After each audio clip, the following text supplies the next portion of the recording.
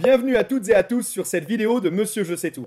Je vais vous donner une méthode pour paramétrer correctement, de façon rapide, son drone pour une image optimale. Quittez le mode automatique qui a parfois besoin de faire des choix contre-productifs et contre-esthétiques pour maîtriser facilement le mode manuel. Cette vidéo s'adresse donc à tous ceux qui souhaitent y passer, mais également ceux qui l'utilisent déjà et qui veulent paramétrer dans l'ordre et rapidement leurs réglages pour obtenir une image au top à coup sûr. Cette vidéo sera en 4 parties.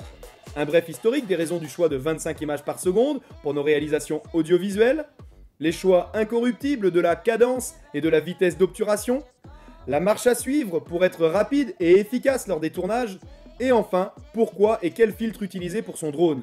Y a-t-il une impasse ou d'autres possibilités ?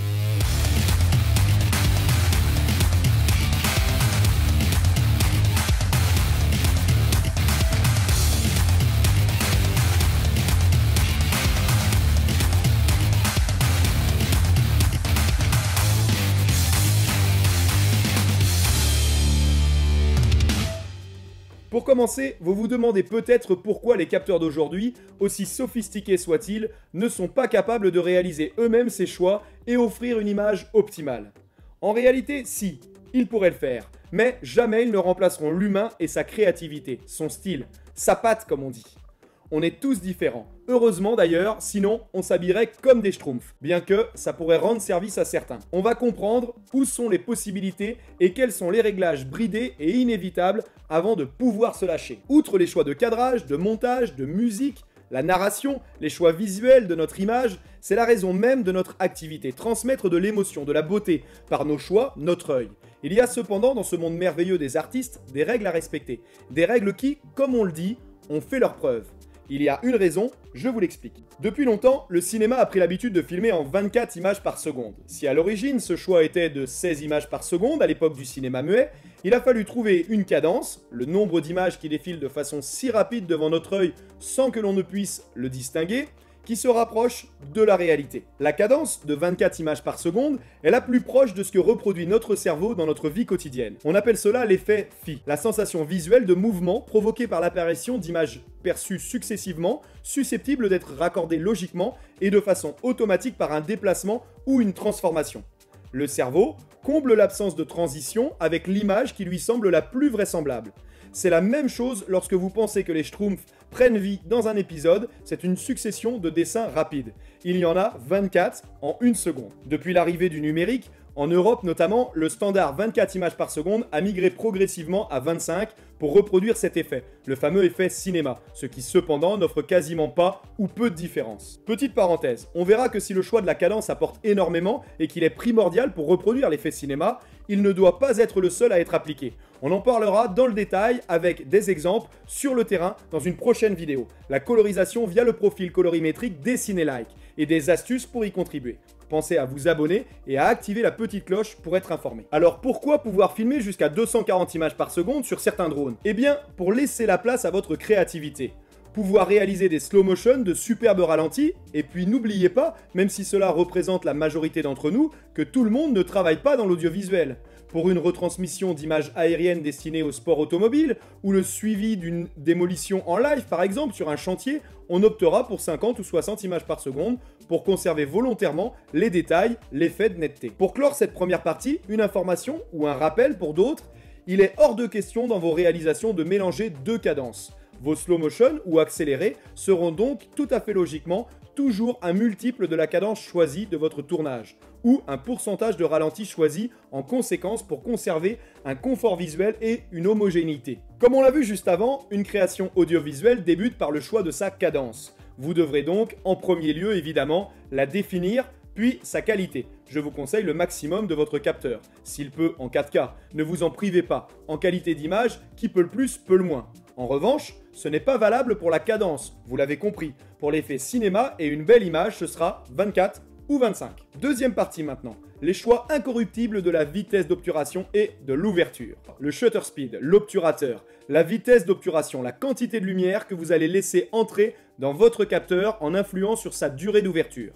Cette vitesse est de l'ordre de centièmes de seconde, un cinquantième, un centième, ça va très vite. Sauf que si on laisse ouvert trop longtemps et qu'on bouge, surtout sur un drone, on va créer un flou. Et si ça va trop vite, on se croira en boîte avec l'effet stroboscope, des images trop découpées, définies, trop nettes pour paraître réalistes. Lorsque je vous parlais en introduction et présentation des parties de cette vidéo de choix incorruptibles qui ont fait leurs preuves, après celui de la cadence, en voici un second. Une règle simple qui contribuera à se rapprocher de cette image parfaite que je vous ai promis d'obtenir facilement. La vitesse d'obturation, couramment appelée par son anglicisme shutter speed dans le domaine, devra être un multiple de 2 de votre nombre d'images par seconde. Facile, j'ai choisi ma cadence à 25 images par seconde pour reproduire l'effet cinéma, je place mon shutter speed à 1/50e pour la vitesse d'ouverture de mon obturateur. Ce juste équilibre permettra de doser l'entrée de lumière de façon optimale pour reproduire l'effet souhaité, mais ce n'est qu'un début. Vous comprendrez donc facilement pourquoi elles sont à régler dans cet ordre. On les modifie rarement sur son drone une fois réglées, sauf à vouloir faire un ralenti sur une scène. On choisira par exemple une cadence à 50 images par seconde, 2 fois la vitesse initiale du projet. On placera donc le shutter speed à 1/100e, le double de cette nouvelle cadence définie. Nous n'aurons plus qu'à ralentir la vitesse de lecture de notre plan 2 fois moins rapidement que le reste du projet au montage pour conserver notre homogénéité. Avant de voir et comprendre l'intérêt des filtres et leur choix dans la dernière partie, place à la troisième partie. La marche à suivre pour être rapide et efficace lors des tournages. Il n'y a évidemment pas que l'obturateur pour faire rentrer la lumière.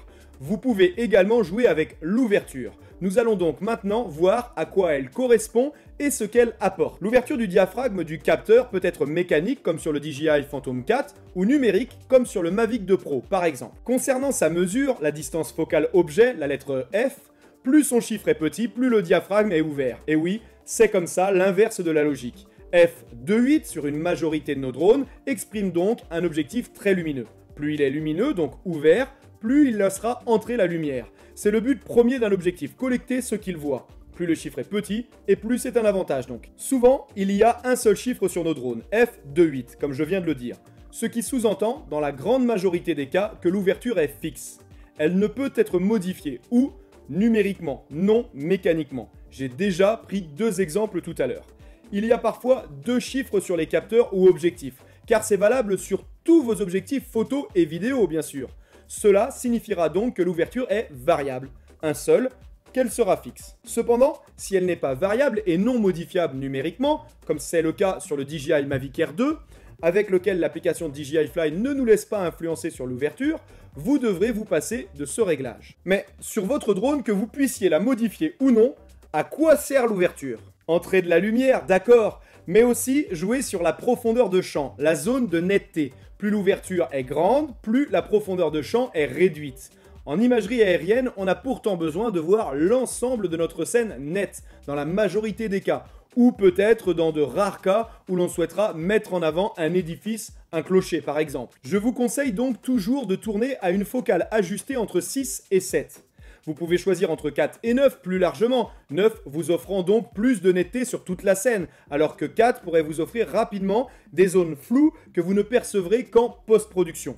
Attention toutefois, plus votre ouverture sera petite, à l'approche de f11 par exemple, et plus de petites taches insignifiantes sur votre objectif ou votre filtre deviendront visibles. Ce serait trop facile s'il n'y avait que ces paramètres pour régler son exposition et atteindre une image optimale. Mais si on va dans l'ordre, c'est assez simple. On poursuit. Les ISO maintenant, la sensibilité de votre capteur. Plus vous augmenterez les ISO, un chiffre élevé au départ de 100, et jusqu'à 3200, voire 6400, plus il sera sensible et que la lumière entrera. Je m'explique. ISO 100, grand soleil bleu, pas besoin de plus de lumière. ISO 200, 2 fois plus de lumière qui rentre, belle journée mais sans que ce soit le top. ISO 400, légèrement nuageux. ISO 800, là on commence à faire rentrer plein de lumière dans le capteur, il est très sensible, on risque de créer du bruit numérique dans les ombres, du fourmillement dans l'image et cramer les blancs. Calmons-nous, la qualité de votre image s'en ressentira rapidement. Faut pas trop jouer avec les ISO, ils n'aiment pas ça. Réglez-la toujours au plus bas possible. Avant de clore cette troisième partie, un bref résumé des réglages à faire dans l'ordre. Un conseil, ajoutez-les à votre checklist pré-vol pour ne rien oublier. Vous commencerez par choisir la cadence, le nombre d'images par minute à laquelle vous souhaitez réaliser votre film audiovisuel. Vous réglez ensuite la vitesse d'obturation, parce que vous n'avez pas le choix. Si vous voulez une belle image, vous devez doubler la valeur de votre cadence. Viendra ensuite l'ouverture, la quantité de lumière lorsque cela est possible bien sûr, mais certains d'entre vous, comme sur le Mavic Air 2, n'auront pas le choix. Pour les autres, idéalement, une image aérienne entre f6 et 7. Jouez maintenant sur la sensibilité des ISO, mais au minimum par pitié. Quoi? L'image est beaucoup trop claire, surexposée, cramée, dans la grande majorité des cas? Qu'à cela ne tienne. La quatrième partie. Pourquoi et quel filtre utiliser pour son drone? Dans la réalité, que ce soit pour un tournage aérien par drone ou même terrestre en extérieur, lorsque l'ensemble des pré-réglages évoqués ont été réalisés correctement et dans le bon ordre, l'image reste largement surexposée. Notamment les beaux jours où l'on aime voler. Sauf que on ne peut pas modifier la vitesse d'obturation, celle de l'ouverture, on ne peut pas monter les ISO par risque de voir apparaître du bruit et toucher à la qualité d'image. Il va donc falloir mettre des lunettes de soleil, des filtres. Petite parenthèse, vous comprenez à ce moment-là que pour des images cinéma sublimées, jamais vous ne pourrez faire sans les filtres. En audiovisuel, la grande majorité des utilisations de drones loisirs, donc, c'est presque une aberration qu'ils ne soient pas livrés avec. Bien que, lorsque l'on connaît la qualité de certains fabricants, on est heureux qu'ils cèdent leur place à des marques comme PJ High-Tech, Freewell ou les leaders Polar Pro pour leur fabrication. Les filtres ND, neutre densité, sont les plus couramment utilisés. Comme leur nom l'indique, ils sont neutres, ils n'influencent donc pas les couleurs et permettent juste de filtrer la quantité de lumière entrante. Il existe différentes valeurs. Plus la valeur est élevée et plus le filtrage est intense. On débute à ND8, 16, 32, 64, 128 et même 256 en aérien, voire ND1000 utilisé en photographie pour les poses longues, sans éblouir et cramer vos photos. Il existe des filtres ND variables où il n'y a pas de valeur et c'est la rotation de la bague qui induira plus ou moins la quantité de lumière entrante, le pouvoir filtrant. Ces derniers ne sont pour l'heure pas disponibles sur les drones, ce qui semble logique puisque non modifiables en vol. Lorsque votre image reste encore trop exposée après les réglages donc, vous devrez choisir le filtre le plus adapté à la situation. Je vais vous donner une astuce pour ne pas avoir à prendre cette décision avec le doigt. Vous pouvez calculer facilement le filtre à utiliser. Comment? Une astuce. Revenez quelques secondes sur le réglage de votre vitesse d'obturation et réglez-la jusqu'à obtenir l'image souhaitée. Vous savez, celle que je vous ai dit de ne jamais toucher, qu'on a réglée à 1/50e puisque notre cadence est à 25 images par seconde. Vous inquiétez pas, on va très vite la remettre dans le droit chemin. Elle va juste nous aider un instant pour le choix du filtre. Super, à 1/1600e, je suis satisfait de mon exposition. Oui, mais je voulais 1/50e. Ok, je retire les deux zéros à 1600, soit 16, et je multiplie par 2. Et là, magie, 32. Je peux sereinement replacer mon shutter speed sur 1/50e. Je sais qu'un filtre ND32, une fois installé, m'apportera une exposition parfaite. En fait, c'est comme si j'avais divisé 1600 par 50. La valeur que je souhaite conserver pour connaître la valeur de mon filtre à utiliser. Je crois que je n'ai plus que les matheux qui me suivent. Regardez de nouveau si nécessaire et ajoutez ce petit calcul, pourtant très simple, sur votre checklist pré-vol, pour ne pas l'oublier. Ah oui, mais certains d'entre nous ne disposent pas de tout le panel des filtres disponibles, ND8, 16, 32, 64, comme on le disait tout à l'heure. Ou alors que le calcul ne donne pas un chiffre égal à celui d'un filtre. Approchez-vous de la valeur la plus proche dont vous disposez. Vous n'aurez ensuite qu'à jouer sur l'ouverture ou les ISO légèrement pour atteindre l'exposition idéale. Il ne vous reste plus qu'à installer sur votre machine le filtre sélectionné et replacer votre shutter speed, la vitesse d'obturateur sur la valeur préalablement renseignée, à savoir 2 fois celle de votre cadence. Pour conclure cette partie filtre, sachez qu'il existe également des NDPL avec une densité neutre, comme on vient de les utiliser, mais également polarisants, pour réduire les effets au-dessus de l'eau ou les effets de la neige et qui apportent un peps, de la saturation aux images. Il existe aussi des gradués pour réaliser des effets ou accentuer une seule zone de l'image, des UV également, on le verra dans une autre vidéo spécifique de test de filtre. Contrôle s'il vous plaît, on ne s'enfuit pas comme ça tête baissée, reste encore à contrôler que tout va bien. Il reste quelque chose de très important. Les smartphones et tablettes ne sont pas toujours nos meilleurs alliés pour reproduire fidèlement, via le retour vidéo, l'image captée. Vous disposez pour cela de 2 moyens de contrôle sur votre drone, pour vous assurer que votre exposition est correcte. Activez l'affichage de l'alerte de surexposition, le zébra, qui vous indiquera les zones surexposées, donc cramées, dans lequel vous n'aurez que pour seule information du blanc. Vous ne devez jamais voir de zébra, excepté lorsque vous immortalisez un paysage avec le soleil, où on peut accepter en son centre une zone surexposée, compréhensible mais minime. Effectuez vos réglages en conséquence. Ensuite, vous avez l'histogramme. Il est très simple à lire. À gauche, c'est le noir, 0%, et à droite, c'est le blanc, 100%. Les valeurs de votre image doivent donc être comprises entre ces valeurs, sans jamais toucher la partie gauche, qui sous-entendrait une sous-exposition, noire, et à droite, complètement surexposée, les zones blanches.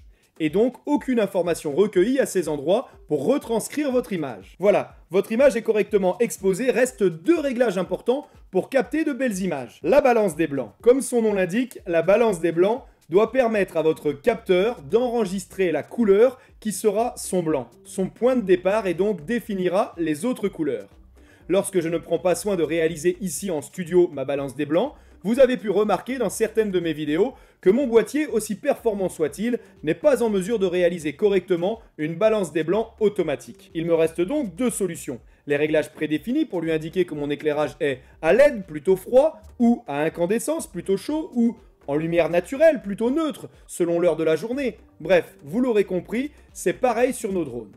La balance des blancs est un réglage à ne pas sous-estimer avant chaque tournage. Certains drones disposent également de ces réglages prédéfinis. Ciel bleu, ciel nuageux, lever du jour, coucher du soleil, sinon une ultime solution, la meilleure. Réaliser sa propre mesure avec une feuille de papier blanche ou une charte dédiée via les paramètres propres à chacune de vos machines. Si vous ne disposez pas de cette fonction, vous permettant de le faire par des réglages prédéfinis ou définir une image blanche témoin, utilisez dans votre scène un élément blanc, comme une façade d'habitation par exemple, pour la définir au plus juste. Exception faite d'un tournage avec un profil plat, D-Log ou cinématique, qui vous permettra de la définir et la modifier en post-production. Pour résumer, et oui, les capteurs restent perfectibles entre une valeur élevée de Kelvin, plus froide, autour de 6005, aux couleurs chaudes du soleil à l'aube, autour de 2500 Kelvin.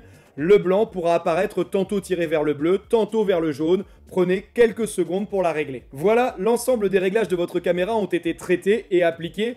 Votre retranscription sera fidèle aux images naturelles que vous vous apprêtez à immortaliser. Au besoin, visionnez de nouveau les différentes étapes et, comme je n'ai cessé de le dire, créez, si vous n'en avez pas déjà une checklist pré-vol. Lorsque vous êtes à la recherche d'une qualité d'image optimale, n'oubliez pas que l'état de votre machine, le nettoyage de votre capteur, vos filtres est également trop souvent oublié, comme on l'a vu dans une autre vidéo, dont je vous mets le lien dessous, l'état de vos hélices. J'espère que ces explications ont été claires, qu'elles vous seront utiles et que vous les avez appréciées. Pensez à laisser un petit pouce bleu si c'est le cas et dites-moi en commentaire où vous en êtes. Infiniment merci et à très vite. Ciao.